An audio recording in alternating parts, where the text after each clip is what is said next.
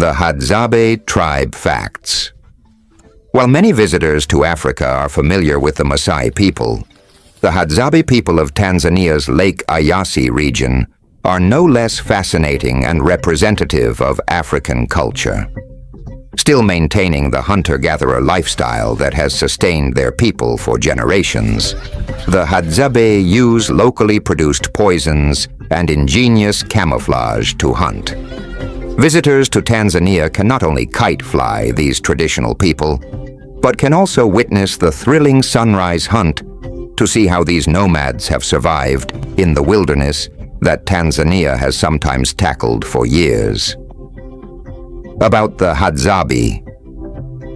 With an estimated population of less than 2,000 individuals, the Hadzabe are one of the last tribes to hold true to their tribal history.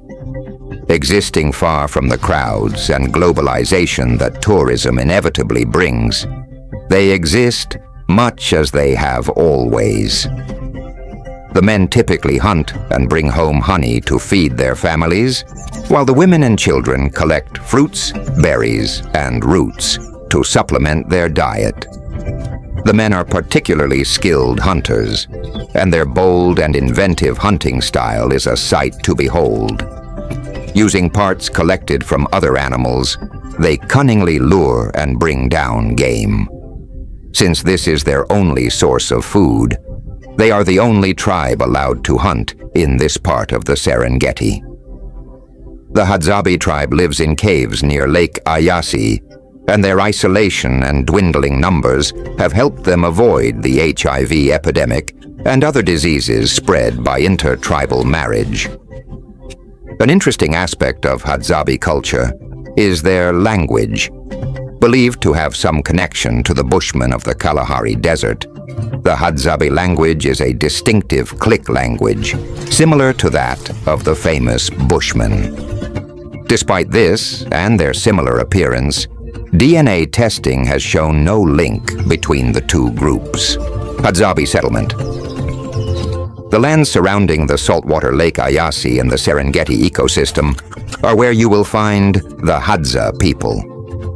The area is near Olduvai and Letoli Gorges, both of which are significant archaeological sites in the Central Rift Valley for the study of early humans and their origins.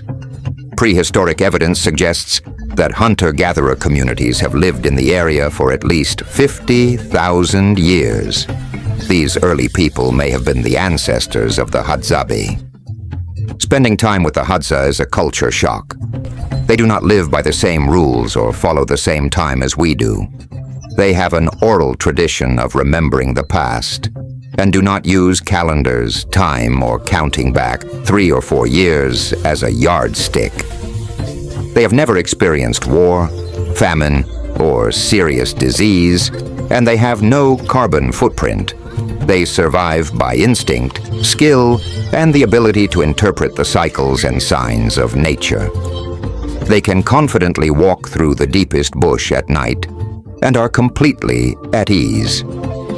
They are living reminders of how humans are believed to have lived some 2 million years ago.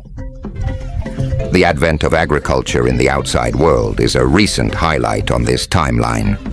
You can enjoy a truly immersive visit with these sociable people and experience life as a hunter-gatherer. When hunting with the Hadzabe, you will see how they stalk their prey, use poisoned bows and arrows, and interact with honey-guide birds to find beehives. You will also learn how to forage for wild fruits and roots, as well as medicinal plants. Cultural visit to the Hadzabe people. Spend the day with the Hadzabe people, ancient hunter-gatherers who live in the land near Lake Eyasi, a beautiful freshwater lake in the Great Rift Valley in East Africa, and witness their traditional, unchanging way of life and their harmony with the earth.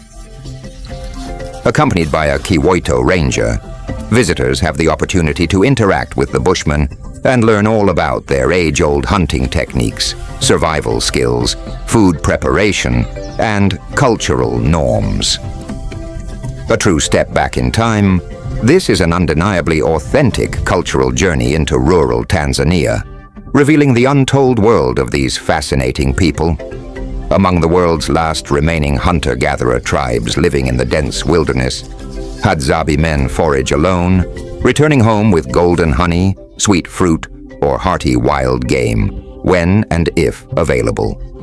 Women go out in large groups and forage for fresh berries, baobabs, and tubers, depending on availability. During the wet, rainy season, honey is the mainstay of their diet, along with colorful fruits, tubers, and sometimes meat. Adjusting their diet to the seasons, the tribe are highly skilled, selective, and opportunistic foragers and searchers.